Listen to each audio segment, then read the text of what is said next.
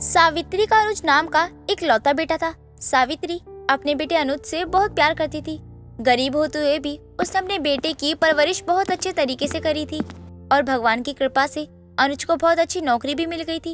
एक दिन अनुज अपनी माँ के पास आता है और बोलता है, माँ, भगवान की दुआ से हमारे दुख के दिन गए, अब सुख के दिन आने वाले हैं। आपने मुझे पढ़ाने के लिए बहुत मेहनत करी। अब मैं चाहता हूँ आप बस आराम करें, मैं काम करूँ। बेटा तू सीधे सीधे क्यों नहीं कहता कि तूने कोई लड़की पसंद कर लिया है और तू उसी के साथ शादी करना चाहता है? माँ, लेकिन आपको कैसे पता चला कि मैं यही बात कहना चाहता हूँ? बेटा मैं तेरी माँ हूँ, मुझे तेरे इशारे ही समझ में आते हैं। तेरी नाम में भी हाँ है। तुझे लड़की पसंद है ना, तो मुझे कोई एतराज नहीं है, तुम दोनों शादी कर लो। माँ, मैं बता नहीं सकता हूँ कि मैं कितना खुश हूँ, क्योंकि मैं आपकी मर्जी के खिलाफ जाकर शादी नहीं करना चाहता था और जिस लड़की को मैं पसंद करता हूँ और उसके बिना मैं रह ही नहीं सकता, लेकिन आपके इस फैसले से मेरी सारी परेशानी एक बार में खत्म हो गई। बेटा मैंने तुझ पे कोई एहसान नहीं किया है। माँ बाप हमेशा बच्चों की खुशी ही चाहते हैं और अगर तू उस लड़की के साथ खुश है तो भला मुझे कैसे दिक्कत हो सकती है? अपनी माँ की बातें सुनने के बाद अनुज के पैर जमीन पर टिकते ही नहीं है और कुछ टाइम बाद अनुज अपनी पसंद की लड़की तारा के साथ शादी कर लेता है। तारा एक बहुत ही मतलबी और घमंडी लड़की थी। वो अपनी किसी भी चीज को दूसरे के साथ शेयर नहीं करना चाहती थी। सोचने वाली बात तो ये थी कि वो अनुज को भी एक चीज ही समझती थी जिस पर उसके सिवा किसी और का हक होना भी उसे गवारा नहीं था, फिर चाहे वो उसकी माँ ही क्यों ना हो। एक दिन अनुज बैठा खाना खा रहा होता है, तभी सावित्री उसके लिए लाल मिर्च का अचार लेकर आती है और उसे देती है। बेटा ये अचार मैंने तेरे लिए बनाया है, जरा खा कर तो बता कैसा बना है। माँ, बचपन से लेकर आज तक आपके हाथों का बनाया हुआ ये लाल मिर्च का अचार तो खा ही रहा हूँ मैं। मुझे पता है हमेशा की तरह इस बार भी आपका ही सबसे अच्छा अचार होगा। बेटा मैंने झूठी तारीफ करने के लिए नहीं बोला है, बल्कि अचार खाकर बता कि इसका स्वाद कैसा है। ठीक है, अगर आप इतना कह रही हो तो मैं चक्कर बताता हूँ कैसा है।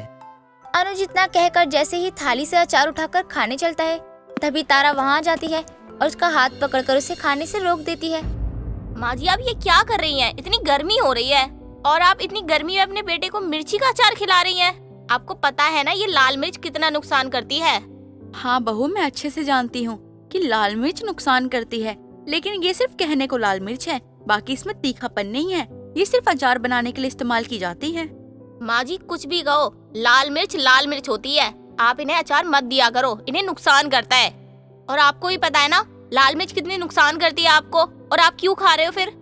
अरे मुझे लाल मिर्च नुकसान करती है, लाल मिर्च का अचार नहीं। सिर्फ ये दिखने में लाल है, तीखी बिल्कुल भी नहीं है। माँ बिल्कुल सही कह रही है, तुम खामखा इतनी चिंता करती रहती हो।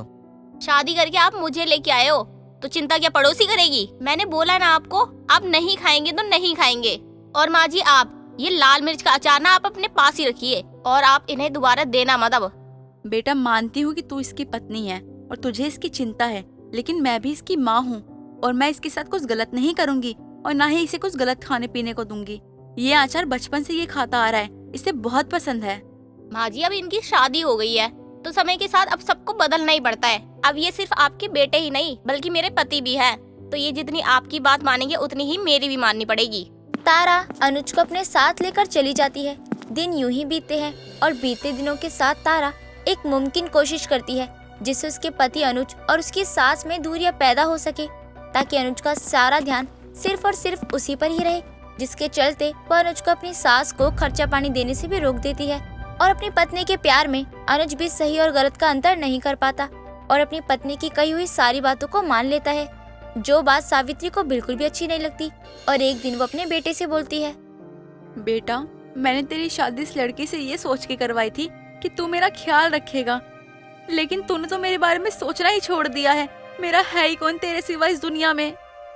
तू मुझ पे बिल्कुल ध्यान नहीं दे रहा है। माँ, आप ज्यादा ही सोच रही हो।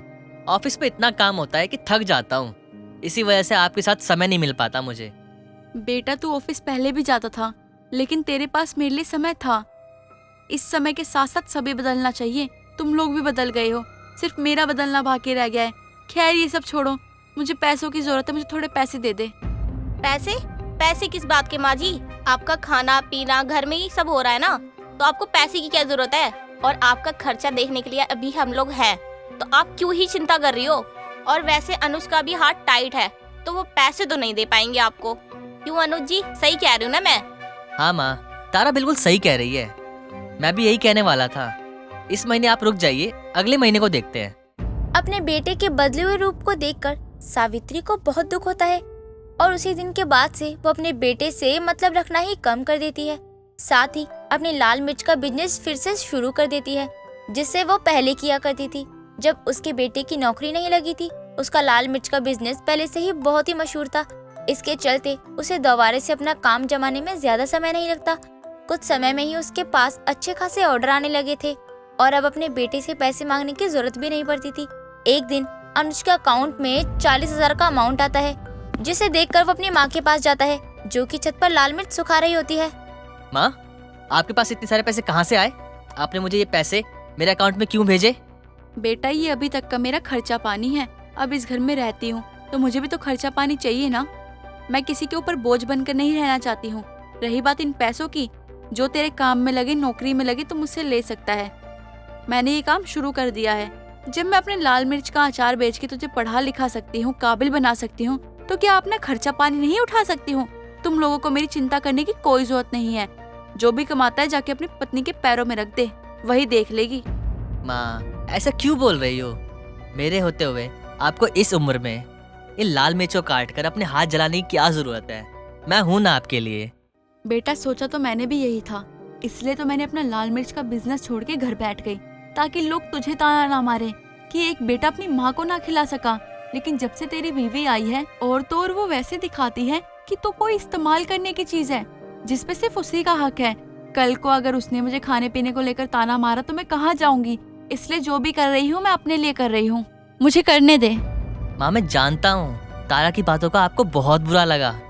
उसका बर्ताव आपके लिए अच्छा नहीं है और उसने अनजाने में आपका दिल दुखाया। उसके लिए मैं माफी मांगता हूँ, लेकिन आप ये सब काम छोड़ दीजिए। नहीं बेटा, मैं सच बोल रही हूँ। मुझे तुझसे कोई नाराजगी नहीं है, लेकिन मैं इतना अच्छा खास जमा जमाया काम छोड़कर क्यों ही जाऊँ?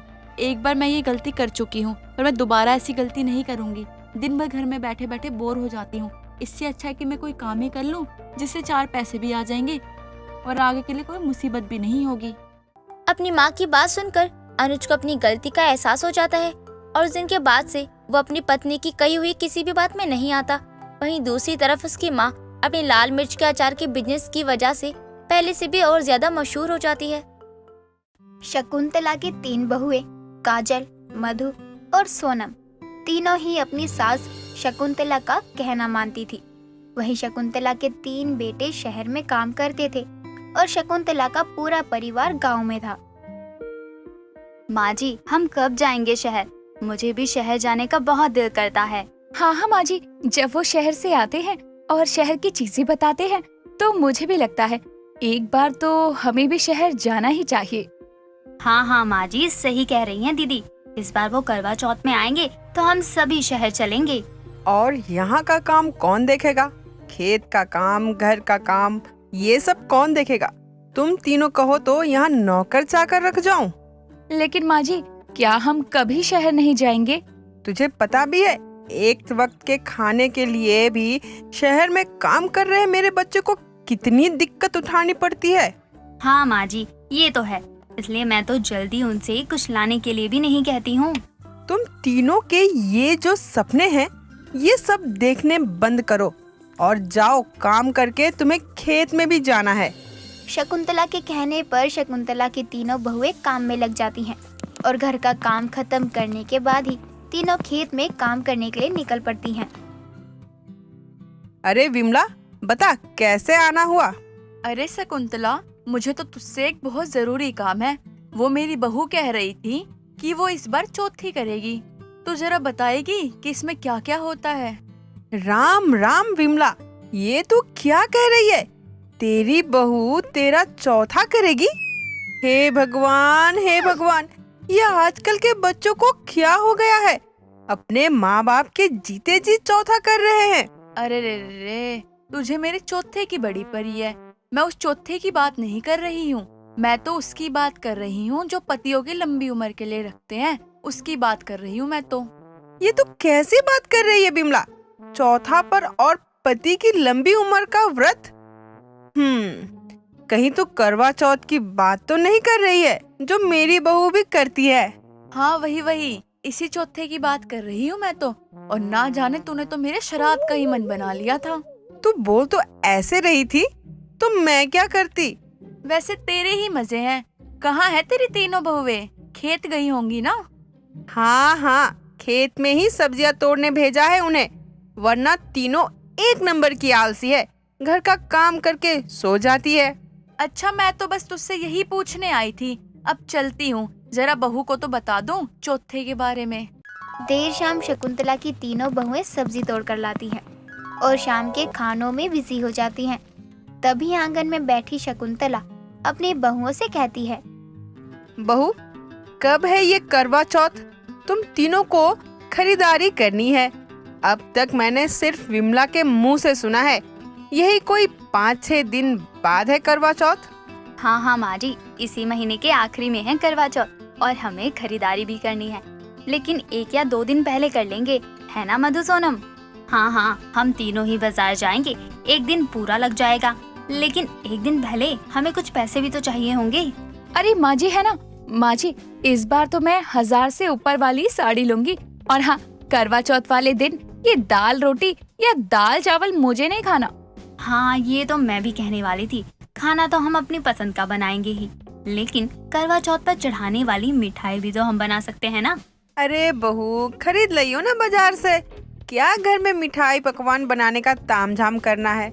हाँ माँ जी, सही कह रही हैं, क्यों घर में ये सब बनाने का झमेला पालना। शकुंतला की तीनों बहुओं को करवा चौथ का बेसब्री से इंतजार था और अब करवा चौथ वाले दिन से ही 1 दिन पहले। चलो, हमें बाजार से पूजा के लिए सामान भी लाना है। माँ जी, कुछ पैसे दे दीजिए। बहू, ये 3000 रुपए ही है मेरे पास। कर्जदार आया था, वो आकर चिल्लाने लगा तो मैंने भी उसे पैसे दे दिए। माँ जी, आप चिंता मत कीजिए, हम इसमें ही कम ज्यादा करके सामान ले आएंगे। बहू, मुझे भी बुरा लग रहा है, लेकिन कर्जदार दरवाजे पर आए हैं तो क्या करती?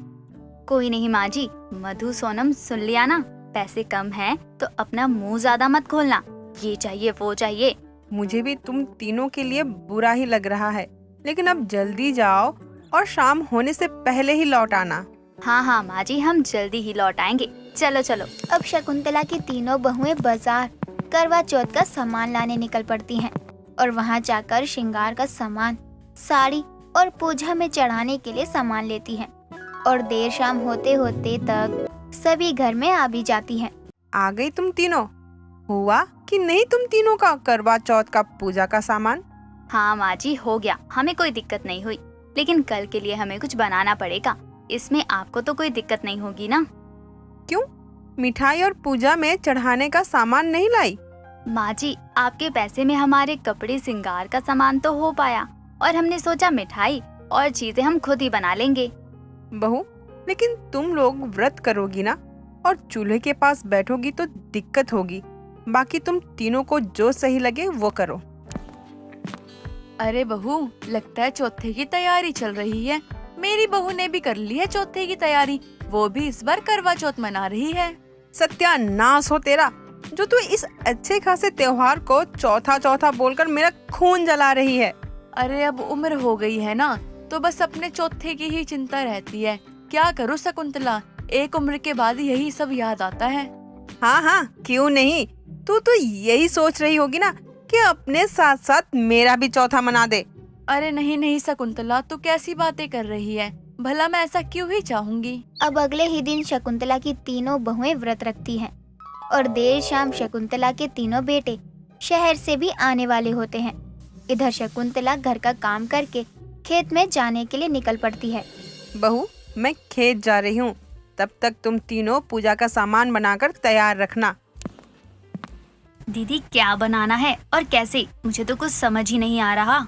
अरे हलवाई की बेटी के घर में होते हुए आप दोनों रोना धोना बंद भी करो। अरे मधु दीदी, मैं तो भूल ही गई थी कि घर में तो खुद ही हलवाई मौजूद है और हम हैं कि पकवान बनाने की चिंता कर रहे हैं। अब मधु मिठाई बनाने में लग जाती है और काजल और सोनम मधु की मदद कर रहे होते हैं पकवान बनाने में। ऐसे ही देर शाम बीत जाता है और शकुंतला के पास उसके तीनों बेटे भी घर आते हैं। अरे बहू, कहाँ हो तुम तीनों? देखो लल्ला आ गया है। बहू, ओ बहू, ये खुशबू, लगता है ये तीनों पकवान बना रही हैं। अरे आप सब आ गए, हमने तो आवाज ही नहीं सुनी। रुकिए, मैं आपके लिए पानी लेकर आती हूँ। अब काजल, मधु और सोनम मिठाई और करवा चौथ के पूजा के लिए पकवान बनाने के बाद ही शाम की पूजा की तैयारियों में लग जाती हैं। इधर शकुंतला रसोई में जाती है तो वहाँ 2-3 तरह की मिठाई और तरह तरह के पकवान देखकर हैरान हो जाती है। अरे वाह, क्या बात है! मैंने तो इन्हें 500 रुपए ही दिए थे, इसमें भी इन लोगों ने इतने सारे पकवान बना लिए, जो 2000 से कम का नहीं है। अब तो बस शकुंतला की तीनों बहुएं चांद का इंतजार कर रही होती हैं और कुछ ही समय बाद शकुंतला की तीनों बहुएं चांद का दीदार कर तीनों बहुएं अपने अपने पतियों के साथ अपना व्रत खोलती हैं। बहू, चल अब तुम तीनों भी कुछ खा लो और लल्ला के लिए भी खाना लगा दे। और मिठाई की खुशबू तो मुझसे भी बर्दाश्त नहीं हो रही है। हाँ हाँ माँ जी, अभी आपके लिए मिठाई लेकर आती हूँ। आपको पता भी है, ये मिठाई और इतने सारे पकवान आपकी हलवाई बहू मधु ने बनाए हैं। अरे तभी तो मैंने भी हलवाई की बेटी से अपने बेटे की शादी करवाई थी। माँ जी, खाकर तो बताइए ना, आपकी बहू के हाथों के पकवान, मिठाई कैसी बनी है? शकुंतला अपनी बहू के हाथों की मिठाई पकवान की बहुत तारीफ करती है और बहुओं की तारीफ करती है कि उन्होंने कम पैसों में भी करवा चौथ बहुत अच्छे से मनाया। सरला एक छोटे से गांव में अपनी बहू रश्मि के साथ रहा करती थी। सरला का बेटा शहर में काम करता था। एक दिन सरला की पड़ोसन की बेटी पूजा घर आती है। रश्मि दीदी, करवा चौथ आने वाला है, आपने तैयारी शुरू कर दी? पूजा बेटा, रश्मि तो शादीशुदा है, लेकिन तू तो अभी कुंवारी है ना, फिर तू क्यों करवा चौथ के बारे में पूछ रही है? तू भी रखने की सोच रही है क्या इस बार? माँ जी, अब तो कुंवारी लड़कियाँ भी रख लेती है अपने होने वाले पति के लिए। क्यों पूजा, तुम भी यही सोच रही हो ना कि तुम भी अपने होने वाले पति के लिए व्रत रखो? हाँ, कुछ ऐसी ही बात है, लेकिन मैं तो किसी को बहुत पसंद करती हूँ और अब तक उसके लिए कई बार व्रत भी रखे हैं, लेकिन एक भी बार वो करवा चौथ पर व्रत तोड़वाने नहीं आया। अच्छा, मतलब तुमने अपने लिए लड़का देख लिया है। लगता है आंटी जी को बताना पड़ेगा कि वो दामाद ढूंढने की कोशिश ना करे, क्योंकि पूजा ने तो अपने लिए लड़का देख ही लिया है। अब ऐसा ही कुछ समझ लीजिए दीदी। बहुत अच्छी बात है कि तुमने अपने लिए लड़का देख लिया, लेकिन तुम मुझे दीदी बोलती हो और मुझे अब तक इस बारे में कुछ बताया क्यों नहीं? वैसे है कौन वो लड़का जिसे तुम पसंद करती हो? दीदी, वो आपका पति अर्जुन ही है ना, बचपन से ही हमारे साथ है। अर्जुन को तो कभी मेरे प्यार का पता नहीं चला, लेकिन मैं तो उन्हें बचपन से ही बहुत ज्यादा प्यार करती हूँ और इसलिए ही यहाँ आई हूँ कि जब आप अपनी शॉपिंग पे जाओ तो मुझे भी बता देना, मैं भी साथ चलूंगी। ये क्या बकवास कर रही हो तुम पूजा? तुम मेरे पति पर ही लाइन मार रही हो? तुम्हें शर्म नहीं आती है? और तुम्हें पता भी है कि तुम क्या बकवास करे जा रही हो? अरे दीदी, आप तो भड़क रही हो। मुझे तो लगा आपको पता होगा, क्योंकि तभी तो मैं आपको दीदी बोलती हूँ। अगर मैं अर्जुन को पसंद नहीं करती तो भाभी बोलती। तू निकल यहाँ से, मेरे घर आकर मेरी ही बहू का घर तोड़ने में लगी है। पता नहीं कैसी लड़की है, ये सब बोलते भी शर्म नहीं आ रही है। तू निकल मेरे घर से। सरला पूजा को घर से निकाल देती है। पूजा की बात सुनकर तो रश्मि और सरला दोनों का दिमाग ही खराब हो जाता है, लेकिन अब वो दोनों पूजा की बातों को ज्यादा भाव नहीं देते हैं और अपने अपने कामों में लग जाते हैं। कुछ दिनों बाद रश्मि के घर शहर से 2 लड़कियां स्वाति और प्राची आती हैं। ये अर्जुन जी का ही घर है क्या? जी, ये अर्जुन जी का ही घर है, लेकिन आप कौन? वो हम अर्जुन जी के चाहने वाले हैं। अर्जुन तो अभी शहर में ही काम कर रहे हैं ना, तो हमने सोचा क्यों ना इस बार करवा चौथ गांव में ही मनाया जाए, वो भी अर्जुन जी के घर पे ही। ओ हेलो, तुम कुछ भी बकवास मत करो। अर्जुन जी के लिए तो बस मैं ही व्रत रखूंगी, और देखना अर्जुन जी बस मेरा ही व्रत तोड़ने आएंगे। कितना अच्छा होगा ना? बिल्कुल सही कहा होगा, क्योंकि ये सब सपने में ही हो सकता है, हकीकत में नहीं। हकीकत में तो अर्जुन जी बस मेरा ही व्रत तोड़ेंगे, वो भी अपने हाथों से पानी पिलाकर। माँ जी, ये क्या हो रहा है? पहले पूजा, अब ये दोनों चिंकी मिंकी। अरे अर्जुन तो यहाँ है भी नहीं, लेकिन उनकी लंबी उम्र करने के लिए लड़कियाँ व्रत रखने आ रही हैं। मैं पहले ही बता रही हूँ माँ जी कि मैं ये सब बिल्कुल भी बर्दाश्त नहीं कर सकती हूँ। और माँ जी आप इन दोनों को जल्दी यहाँ से बोलो कि जाए। बहू, तो इन बेअक्ल लड़कियों की बातें सुनकर अपने पति पर क्यों शक कर रही है? वो तो ऐसा कुछ भी कर नहीं सकता। तू अच्छे से जानती है अपने पति को, लेकिन तू पता नहीं क्यों फिर भी इतनी परेशान हो रही है। तू परेशान मत हो, ये सब बकवास है। माँ जी ये दोनों खुद बोल रही हैं और उस दिन वो पूजा भी खुद ही बोल रही थी कि वो अर्जुन जी के लिए व्रत रखना चाहती है। एक बार हो तो मान भी ले कि बकवास है, लेकिन एक ही चीज बार बार हो तो कैसे यकीन हो। देख, तू शांत हो जा। जब अर्जुन आएगा तब खुद पता चल जाएगा कि है क्या ये सब। सरला अपनी बहू को शांत कर देती है, लेकिन ये सब रश्मि को बिल्कुल भी समझ नहीं आता और ना ही पसंद आ रहा होता। लेकिन वो फिर भी अर्जुन के आने का इंतजार कर रही होती है कि अर्जुन आए और इन सब बातों पर पर्दा उठाए। करवा चौथ से एक दिन पहले रात में अर्जुन वापस आता है। अर्जुन के पीछे पीछे माधुरी नाम की लड़की भी आती है। देखो अर्जुन, तुम मुझसे पीछा छुड़ाने की कितनी भी कोशिश कर लो, लेकिन मैं तुम्हें कभी भी अकेले नहीं छोड़ सकती हूँ। आखिर हम दोनों एक दूसरे से इतना प्यार जो करते हैं। माँ जी अब तो हद ही हो गई। अब तक आप इन सब की बातों पर पर्दा डाल रही थी ना लेकिन अब ये सब देखने के बाद भी कुछ बोलना बचा है क्या? अच्छा, तो तुम ही हो अर्जुन की पत्नी। खैर मुझे क्या करना है, तुम अर्जुन की पत्नी हो या उसकी प्रेमिका। अर्जुन के लिए सबसे खास तो मैं ही हूँ, और इस बार मैं भी अर्जुन की पत्नी यानी तुम्हारी तरह अर्जुन के लिए लंबी उम्र का करवा चौथ का व्रत रखूंगी। माँ जी अब तो हो गया मेरा बेड़ा पार। आप मुझे खुद ही इस घर से निकाल दो, क्योंकि अब ये सब देखने के बाद मुझसे यहाँ एक मिनट भी नहीं रुका जाएगा। बहू, अभी अर्जुन इतनी दूर से सफर करके आया है ना, थक गया होगा। तो परेशान मत हो, मैं सुबह होते ही अर्जुन से इन सब सवालों के जवाब जरूर लूंगी। सरला एक बार फिर रश्मि को शांत करवा देती है।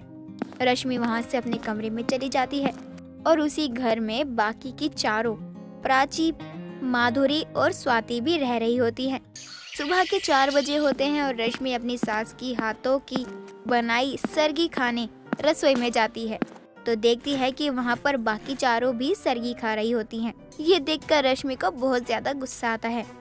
तुम चारों यहाँ क्या कर रही हो? तुम्हें नींद नहीं आती है क्या? मेरी नींद उड़ाकर तुम सबको यहाँ आराम से सो जाना चाहिए था ना। फिर तुम सब यहाँ क्या कर रही हो? जिस काम से तुम यहाँ आई हो हम भी उसी काम से आए हैं।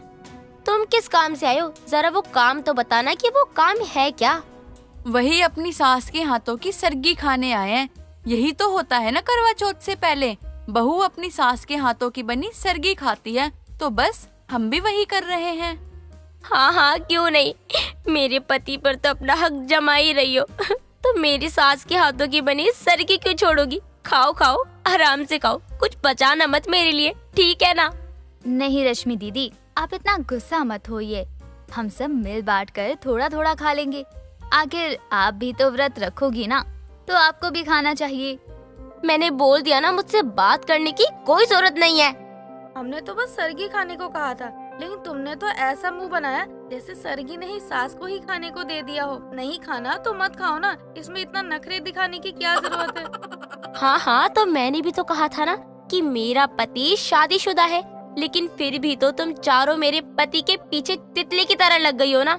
क्यों क्यों मेरे पति के पीछे हो? तुम लोगों को अपना कोई नहीं मिला क्या जो दूसरे के पति को पाना चाहती हो?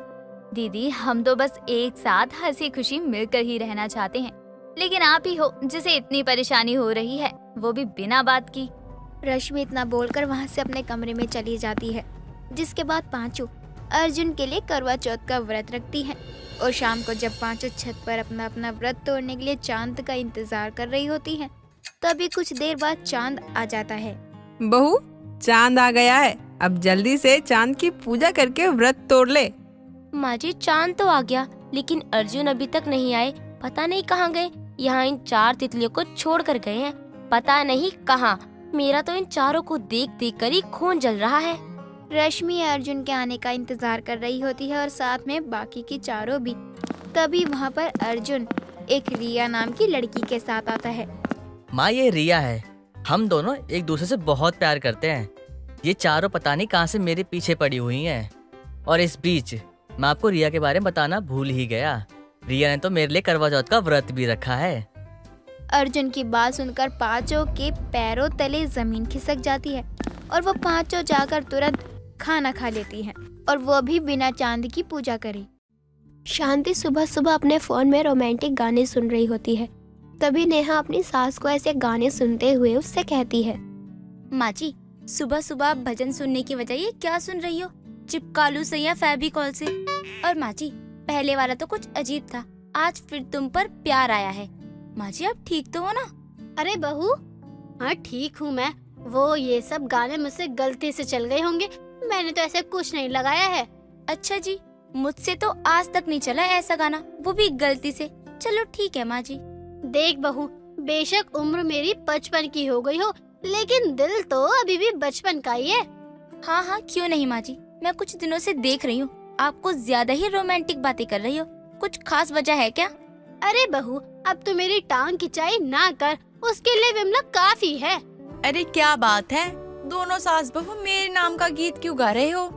विमला, बड़ी लंबी उम्र है तेरी, आ बैठ, चाय पी ले। अब शांति और विमला बैठकर चाय पीते हुए बातें कर रही होती हैं। आज शाम में बाजार चलेगी ना? देख, मैं तुझे ताजे संतरे दिलवा दूंगी। देख, किसी दिन तू भी फंसेगी और मुझे भी फंसवाएगी। मैं नहीं जाऊंगी रोज रोज तेरे साथ बाजार, तू समझने की कोशिश कर। माँ जी ने विमला काकी को कहा कि वो उन्हें संतरे दिलवाएंगी, लेकिन विमला काकी संतरे के लिए हाँ कहने की बजाय ये कह रही है फंसवाएगी क्या? विमला काकी ये सब क्यों कह रही है? कहीं माँ जी विमला काकी को संतरे चोरी करके तो नहीं देती? इन दोनों के बीच क्या खिचड़ी पक रही है, पता तो लगाना ही पड़ेगा। देख विमला, अगर मुझे तू नहीं समझेगी तो कौन समझेगा? चलना मेरे साथ, तू बस नजर रखियो, मैं तुरंत आ जाऊंगी। देख, अब तेरा ज्यादा हो रहा है, इतनी भी क्या बेचैनी? मेरा काम था तुझे समझाना, सो मैंने समझा दिया। बाकी को अब गड्ढे में गिर उठ या तेरे साथ कुछ भी हो, मैं तेरे साथ नहीं हूँ। बस यही थी तेरी दोस्ती? जब मुझे तेरे साथ की जरूरत हुई तो तू मुझे छोड़कर जा रही है। थोड़ा धीरे बोल, बहू भी है घर में। चल शाम को मिलते हैं। तू जब तक है ना मेरे साथ, मेरे ऊपर से शनि ग्रह नहीं जाएगा। और जिस दिन ये बात तेरे बूढ़े या तेरे घर में पता लगी ना, तो तेरे साथ साथ मैं भी घर से निकाली जाऊंगी। ये सब कान लगाए नेहा सुन लेती है और वो जितना समझ पाती उससे उसे यही समझ आता कि उसकी सास शांति और पड़ोसन विमला बाजार में चोरी की बातें कर रही है। माँ जी और विमला काकी का बाजार में किसी चोरी को लेकर प्लान बन रहा है, लेकिन ये तो सरासर गलत है। क्या मैं इसके बारे में पापा जी को कहूँ या उन्हें? नहीं नहीं, ये तो औरतों का मामला है। इससे पहले ही मैं सुलझाने की कोशिश करती हूँ, उसके बाद अगर मुझसे नहीं समझी ना माँ जी, तो पापा जी को सब बता दूंगी। अब देर शाम होते ही नेहा देखती है शांति ने अच्छे से तैयार किया हुआ है खुद को। उसके बाद वो परफ्यूम लगाते हुए गाना गा रही है।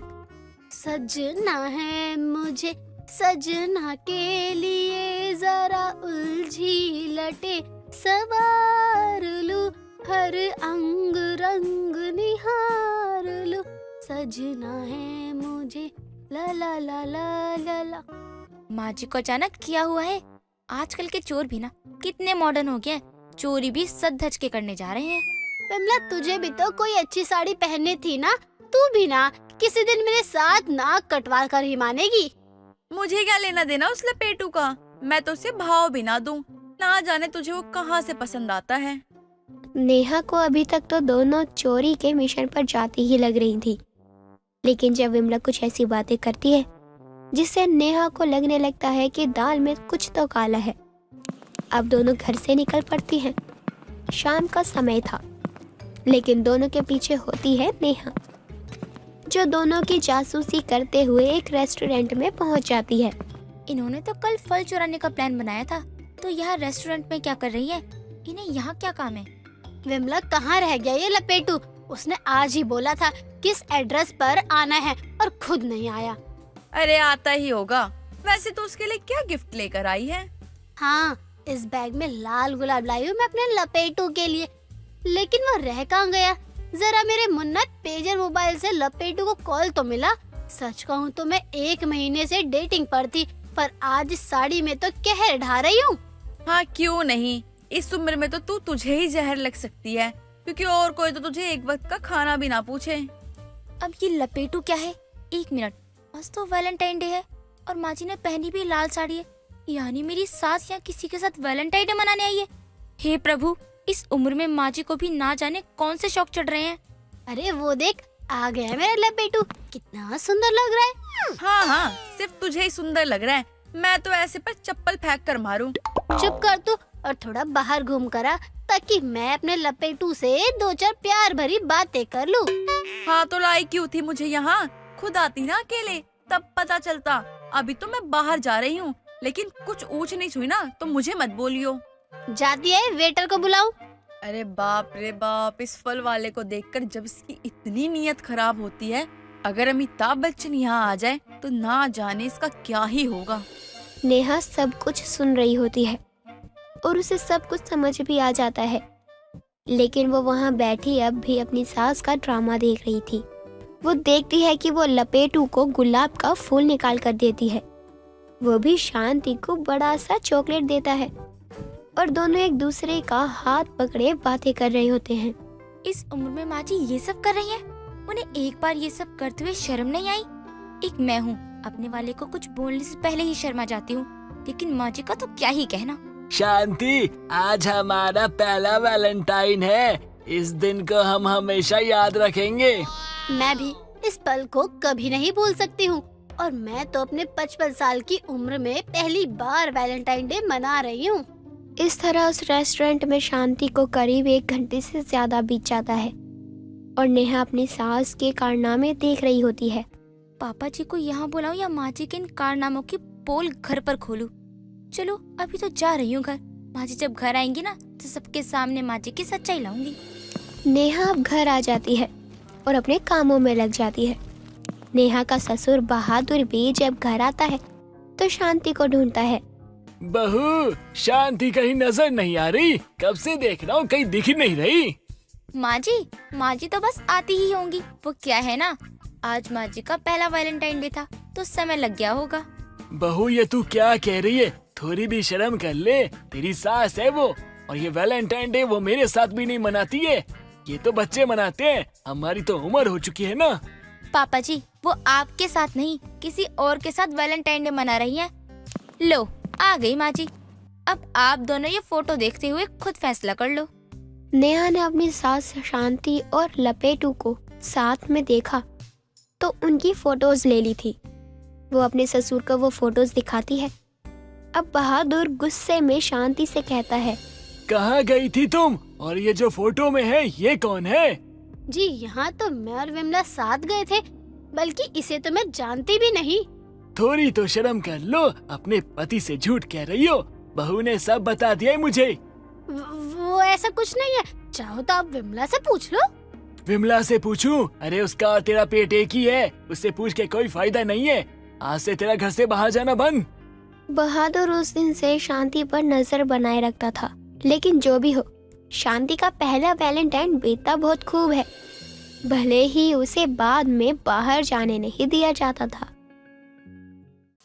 गुंजन अपने आंगन में झाड़ू लगा रही होती है, तभी वो घर के सामने पानी से भरा मटका ले जाती हुई एक अम्मा को देख लेती है, तो फटाफट झाड़ू को वहीं छोड़कर अम्मा के पास जाती है।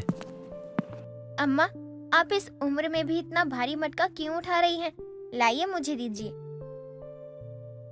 का बताएं बिटिया, हमारी बहुरिया तो हमारी एक नहीं सुनती है, घर में एक बूंद भी पीने को पानी नहीं था, उसको कहे तो बोली के खुद ही ले आओ, हम भी मटका उठाकर निकल गए।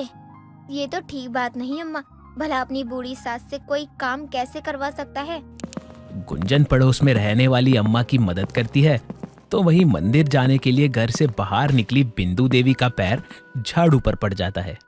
हाय दैया, दरवाजे पर झाड़ू कौन पटक कर चला गया?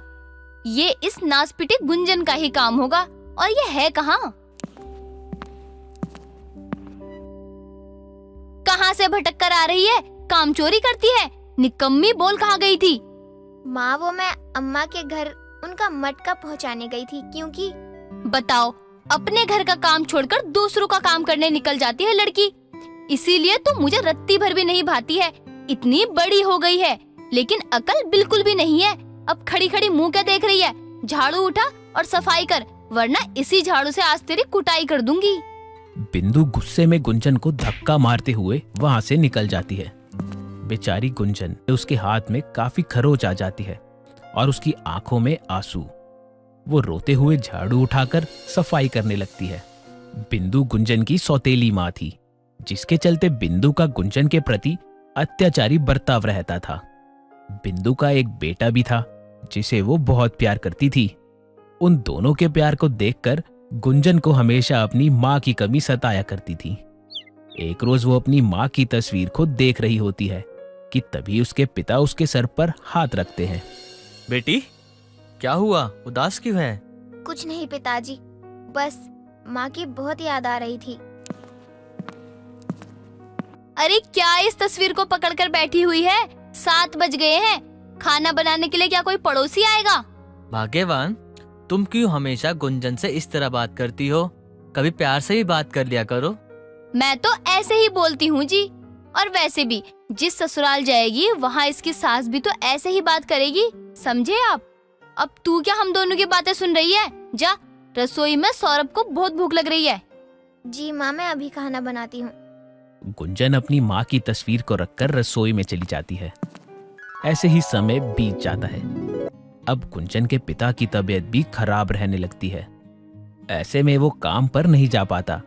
एक रोज गुंजन अपने पिता को दवाई दे रही होती है, तभी पड़ोसन अम्मा उनके घर आती है। कैसन हो बिंदु? सब कुशल मंगल तो है ना?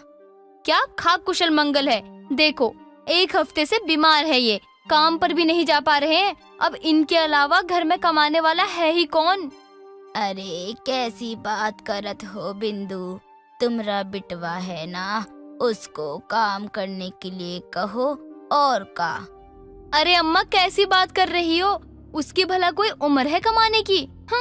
ठीक है, वैसे हम तो यहाँ अपने छोटे बिटवा की शादी का न्योता देने आए रहे। मंगलवार के दिन सब परिवार याद से पहुँच जाना। अच्छा, अब हम चलते हैं। शादी की बात सुनकर उमेश अपनी बेटी गुंजन की ओर देखता है, क्योंकि अब गुंजन की भी शादी की उम्र हो गई थी। कुछ दिनों बाद जब वो ठीक होता है तो अपनी गुंजन के लिए रिश्ता तलाश करने लग जाता है। एक रोज रिश्ते वाले घर आते हैं। उनका ठाट बाट देखकर बिंदु उमेश को साइड में ले जाती है। इतने बड़े घर में रिश्ता करोगे अपनी लाडली का?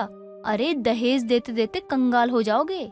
लेकिन बेटी तो अच्छे परिवार में जाएगी ना बिंदु। बस एक बार इसका रिश्ता पक्का हो जाए भगवान की दया से। मैं ये रिश्ता होने दूंगी तब ना। अरे सारा पैसा दहेज में ये ले जाएगी तो मेरी बहू के लिए क्या बचेगा? कुछ ही देर में गुंजन चाय लेकर आती है। तभी बिंदु उसके आगे अपना पैर अड़ा देती है।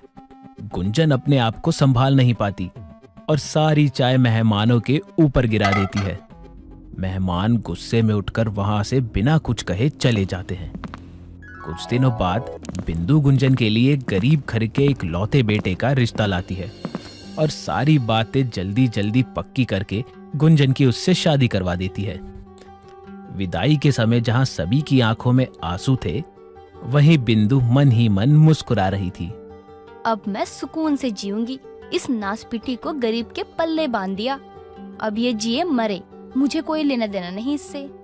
गुंजन अपने ससुराल पहुंचती है, जो कि उसके मायके से भी बहुत छोटा था। बहू, माफ करना कि तुझे इस छोटे से घर में रहना पड़ेगा, लेकिन बहू, भगवान की दया से अगर हम केस जीत गए ना तो हमारा पुश्तैनी घर वापस मिल जाएगा। पुश्तैनी घर? हाँ गुंजन, हमारे चाचा जी ने हमारे पुश्तैनी घर और तो और तेल की फैक्ट्री पर जबरदस्ती कब्जा कर रखा है।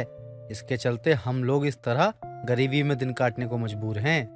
माँ जी, राघव जी, आप चिंता मत कीजिए। हमेशा हालात एक जैसे नहीं रहते, एक दिन सब ठीक हो जाएगा। गुंजन अपने ससुराल वालों को हौसला देती है। समय बीत जाता है। एक रोज उमेश बिंदु से गुंजन के ससुराल जाने की बात कहता है। भाग्यवान, गुंजन की बहुत याद आ रही है, जाकर एक बार उससे मिलाते हैं। मुझे उसके फटीचर ससुराल के दर्शन करने का कोई मन नहीं है। आप खुद ही चले जाओ, मुझे मत कहो। मैं अकेला जाऊंगा तो उसके ससुराल वाले क्या सोचेंगे? कुछ भी सोचे, मुझे क्या लेना देना। और हाँ, अगर जा रहे हो तो कोई महंगी मिठाई विठाई पर फालतू खर्चा मत करना, पहले ही कह देती हूँ। बिंदु की बातें सुनकर उमेश वहाँ से चला जाता है। तो वहीं गुंजन अपने घर के छोटे से मंदिर में पूजा कर रही होती है। तभी उसका पति राघव हाथ में कुछ कागजात लिए खुशी से दौड़ता हुआ आता है।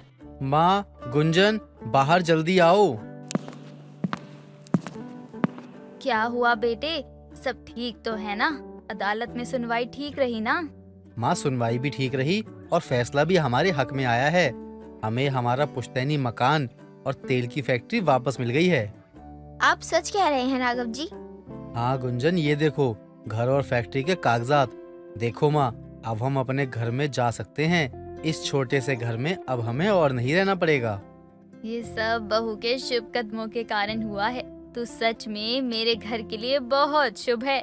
कुछ समय बाद उर्मिला अपने परिवार के साथ एक बड़े से घर में शिफ्ट हो जाती है और राघव भी फैक्ट्री का काम संभाल लेता है।